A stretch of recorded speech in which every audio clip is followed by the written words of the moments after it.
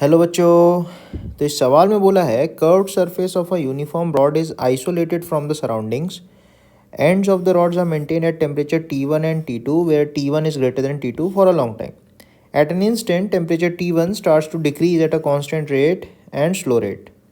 If the thermal capacity of material is considered, then which of the following statement is or are correct?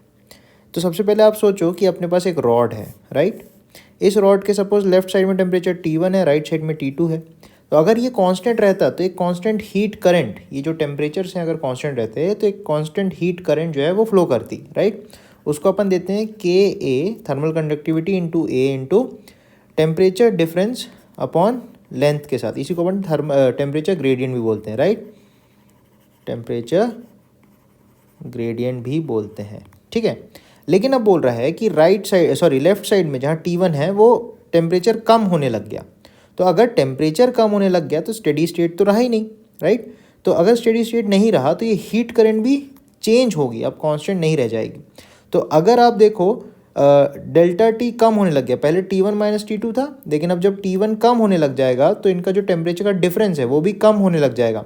मतलब जो अपना dt/dx है, length के साथ जो टेम्परेचर का चेंज है वो भी गिरने लग जाएगा, राइट. तो अपना I जो है वो भी कम होने लग जाएगा, राइट. तो जैसे फर्स्ट ऑप्शन में बोल रहा है at an instant rate of heat flow near the hotter end is equal to that of the other end. बिल्कुल गलत बात है.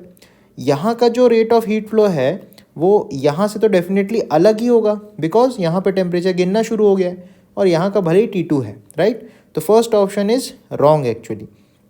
नेक्स्ट ऑप्शन बोल रहा है rate of heat flow through the rod starts to decrease near the hotter end remains constant at the other and.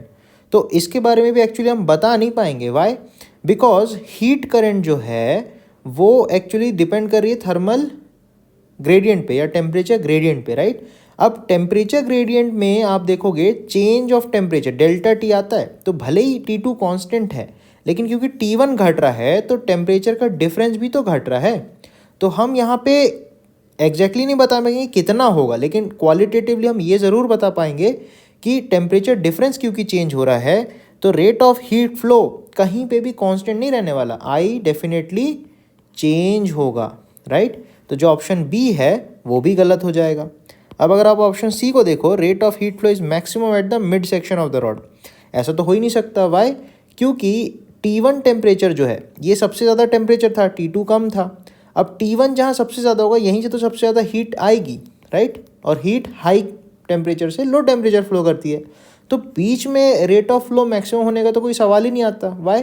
क्योंकि अगर बीच में टेम्परेचर सबसे ज़्यादा होता तो यहाँ से हीट ऐसी फ्लो करती तब ये मैक्स होता, लेकिन ऐसा तो बोला नहीं है. टेम्परेचर तो T1 सबसे ज़्यादा था शुरू में, राइट. तो ऑप्शन सी जो है वो भी गलत होगा. तो इस क्वेश्चन का जो करेक्ट आंसर होगा वो ऑप्शन डी हो जाएगा. थैंक यू बच्चों.